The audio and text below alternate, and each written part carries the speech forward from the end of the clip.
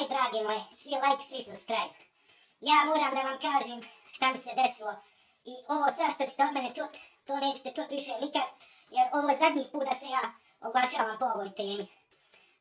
Svi vi znate da je moja majka Hiba bila u zatvoru i da ona žena koja pije i pravi probleme, ona je nas raščerivala sikircom, ona je pravila probleme i bila 13 mjeseci u zatvoru. Ja sam njoj morala, kad sam išla u zatvor, ja sam je jedina obilazila i obišljavala i ja sam njoj tamo donosila sve. I ja sam njoj sad i kad je kod kuće došla i izašla, oprostila sve.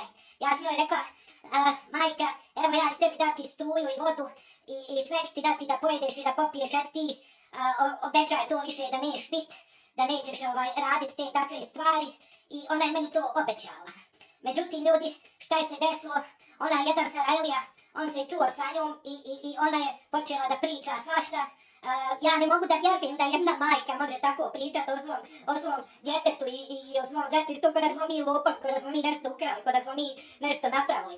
I ta majka je čitavo vrijeme, ona je negdje u kafani bila, ja joj dajem pare, a ona ide kuzlace po kafani. Ona ide po kafani, pravi probleme sa mojim parama. Umjesto da ja odem u kafanu sa svojim parama, ona se nabildala od mojih para.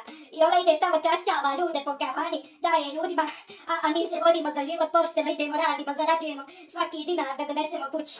I zamislite vi sad šta je tu se desilo, ona je čula se s onim Sarajlijom i ona je njemu tamo napričala svašta, jedna majka tako neće pričati o svojoj djeci, pa čak i da sam najgora, i da sam ukrala milijone, da sam ukrala ne znam šta, ona tako da priča o meni.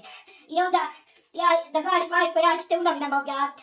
Ja ću te objaviti u novinama da te se odričem u onoj rubrici tamo gdje piše čitulje, tamo ću te objaviti da znaš da sam te se javno preko novina odrekla, a objavit ću te i u oglasniku da znaš da te se odričem i u oglasniku.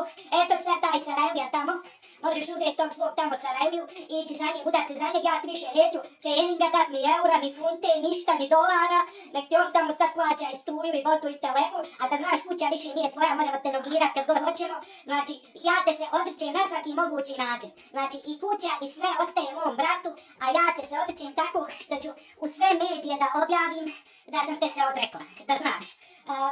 Ja sam imala dovoljno strpljenja prema tebi, ja sam tebe volila, poštovala, a ti tako iznosiš neke stvari o mom Hamdi, o mom bratu, o mom ocu, da su oni kamarali, da su oni bili jedni na drugima, pravili sendviče, što su sve laži, to su sve izmišljotine i laži. Oni nikad to nisu radili, to je, ja ne znam šta se s tobom dešava, jer si ti u tom zatvoru išla da se rehabilitiraš i tiraš, ili si ti u tom zatvoru, ništa se nisi popravila. Ti si tamo izgleda se samo još više pokvarila. I onda dolaziš ovdje ponovo u Dobromit ti sve dali, veš mašinu ti dali. Zamislite koliko smo mi uložili truda da ti damo veš mašinu.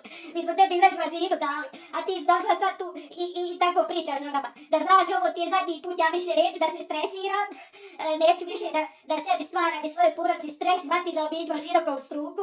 Znači da znaš da ti ovo zadnja opomena i ja više s tobom ne želim nikakav kontakt da imam. Ako budu braća i sestre htjeli da imaju kontakt sa tobom, ja neću ni sa njima imat kontakt. Ja jedino imam kontakt sa svojim donatorima, sa Fehimom, sa Jasminom, sa ostalima, svima. Oni su meni tu, oni su meni rekli, on će mene do smrti podržavati kad umrem, oni su meni rekli kupit će mi najbolji sandup da me u njemu zakopaju, da mi ne dođu crvi bube na vrijeme. Eto, i rekli su mi da će mi mobitel ostaviti da mogu lajvat kad umrem. Eto, da znaš, mati, ovo ti ja iskreno govorim, odričete se u čitulji te se odričem i eto, mati, tako. Ja sad, mati, završavam ovaj video, a ti ga dobro pogledaj i dobro budi svjesna šta si uradila. Eto, mati, vidimo se.